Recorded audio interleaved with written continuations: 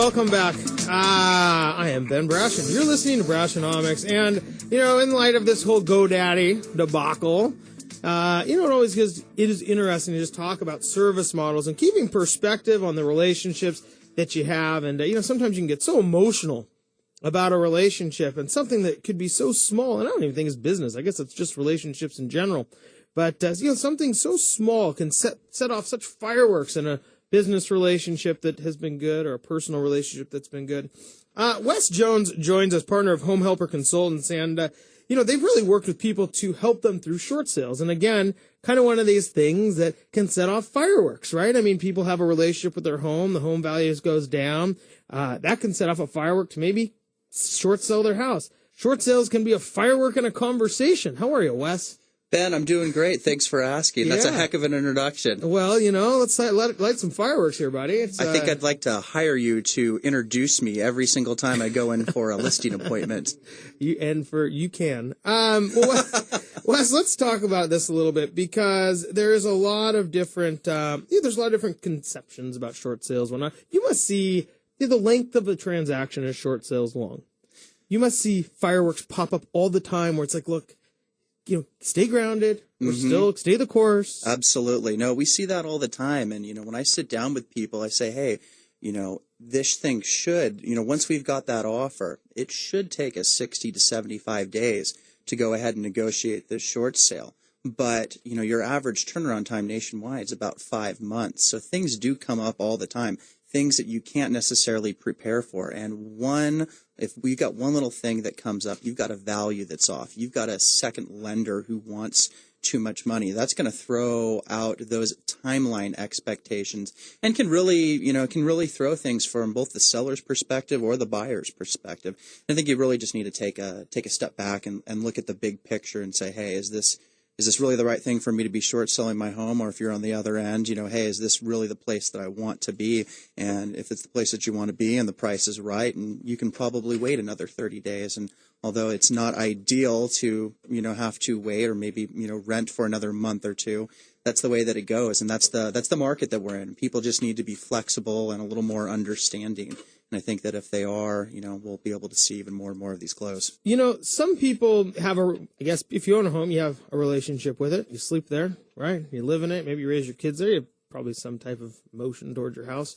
And a lot of people maybe are in a position where, they're underwater and more fireworks are going off in their life. And I keep using fireworks as I guess a term for chaos or other, just not other things that go on, and that maybe are a precursor to somebody needing to short sell. And you had actually mentioned a little bit that, the Fannie Mae and Freddie Mac are actually coming out with some new guidelines for people who maybe have a different type of hardship. Yeah, absolutely. No, this was, it was funny because last time I was in a couple of weeks ago, I was talking about how 9 out of 10 of our sellers are behind on their mortgage during the process. And I basically came out and said, more or less, yes, that short sales happen when somebody is current, but it doesn't happen very often. 2 days later, what does Fannie Mae and Freddie Mac do? They come out with some new guidelines that's really going to open things up. They were like, Wes said this. Like, let's make some new stuff. I can't imagine that it was directly due to what I had to say, but it seemed to be a very curious timing, and made coming back on here even more important to talk about some of their new guidelines and what they're allowing people to do. So I think that the principle remains the same, and short sales go through for one reason, not because the banks like you, not because they're trying to do a good thing for you, but that they mitigate the bank loss over foreclosure. So what that means is that bank is going to recover more money with a short sale than they would by going through the foreclosure process. So what does that tell you? If they mitigate loss, then you've got to be a threat to that bank financially. Traditionally, what that had meant is that you were no longer making a mortgage payment. That is how you popped up as a threat. And what Fannie Mae and Freddie Mac have recently come out and said is say, hey, we're going to go ahead and work with people in short sale situations if they are showing certain imminent hardships. And what I'm going to call that is basically imminent default, meaning they've got something going on in their life that is going to cause them to not make a mortgage payment sometime in the near future where a short sale or a foreclosure would happen. So they're just going to go ahead and say, hey, if you can keep current, if you can keep current and you have one of these particular hardships, we'll go ahead and work with you. They had an unwritten rule where you had to be 30, 60 days behind in the past. And they've gone down and put that in writing that that's not necessarily the case anymore. So what are some of these big things? What are some of these pieces of the puzzle? Yeah, there's a bunch of them. You're looking at divorce or legal separation. And divorce had always been the big one in the past, and now they've opened up to legal separation. So that's going to open up to a new group of people. You're looking at job relocation of over 50 miles. If somebody is being relocated, out of county or out of state, 50 miles, you're probably not going to be commuting that for all too long. And at some point, you're probably going to make a move, and you are no longer in that house. And at some point, if you are paying on 2 mortgages, one of them's got to give, and it's probably going to be that one that you're no longer living in. Another one is the death of a co-borrower. That's going to make things, that other borrower, it's going to put them, some financial constraints on them, and they're saying that's going to be, they're looking at that as imminent default. We're also looking at long-term disability. And the last two that they're putting in writing are natural or man-made disasters. So it could be, it could be a fire. It could be, you could be looking at, probably, hurricane or flooding. We don't see that much up here. Yeah, that'd be interesting because, you have an earthquake and you don't have earthquake insurance. And all of a sudden, your house is already underwater. Now the earthquake hits, and you're like, well, now I'm out. I guess it would kind of, we could be seeing that. They always say the big one is coming, but I think at that point, if there is a major earthquake that is doing that much damage, is that house worth anything? At that point, are you buying the dirt? Maybe that's all it's worth. Right, and which will make more sense to short sell. That's right. Ben, I'm going to look into that. I'm going to come back next time, and we're going to have a discussion about earthquakes. Done. Deal. We're here with Wes Jones, partner of Homehelper Consultants. Wes, so these are kind of these imminent hardships, the reasons people may default in the future. Again, it really sounds like these guys are, the banks they're mitigating their loss again because just stay current and then we'll work with you. How's that sound? And so when you start looking at those different pieces of the puzzle and why people would, why people might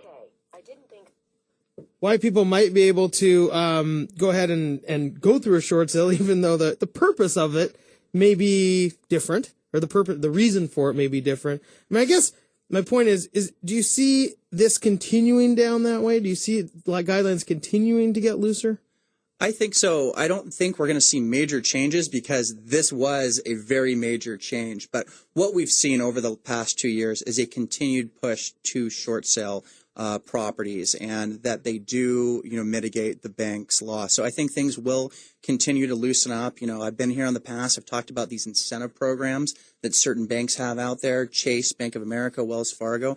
I'm working with five people right now that were the lucky recipients of those Chase, incentive approval letters, and they're looking at a $10,000 to a $30,000 cash incentive at closing. So, couple that with some of the looser regulations that we're seeing to, short sell a property, I think that's going to continue, and we're just going to continue to see, more and more of these. We've got this great activity right now. People say, oh, the market has turned. Maybe it has. We are seeing great activity. But the reality is we've got a ton of these to work through. I don't know if you caught last week, Zillow's economist came out and said that Seattle is one of the more underwater cities, in the country, and that 38% of all homeowners are upside down in the greater Seattle area. Well, we do have to go to break, but, talking about this, the rise in property values, as we've hit on a lot here, you must have clients at this point in time who thought they were going to have to do short sale that maybe aren't now. Yeah, there's some of them out there if they weren't too far upside down, or maybe things have changed for them financially. Maybe if they were only a couple, 5% upside down, maybe they want to look at writing it out. But a lot of the people, the reality is we're looking at anywhere from 25 to 40% upside down, and 2 to 3% a year is just not going to cut it for them in their situation. Yeah, certainly. Well, Wes, thanks so much for joining us again. Wes Jones, partner with Homehelper Consultants, discussing the short sales and what's going on with that. And again, kind of like that whole GoDaddy, in the GoDaddy perspective, sometimes that short sale may be a glitch in your finances. It may be a glitch in a lot of the things you've worked to earn. But in the big picture, it may not be worth keeping that house. We do have to go to break, but when we come back, we're going to talk downtown condos. You know, we haven't hit on downtown condos for a long time, so I'm excited to do it. Find out what's going on downtown. We'll be back after this break.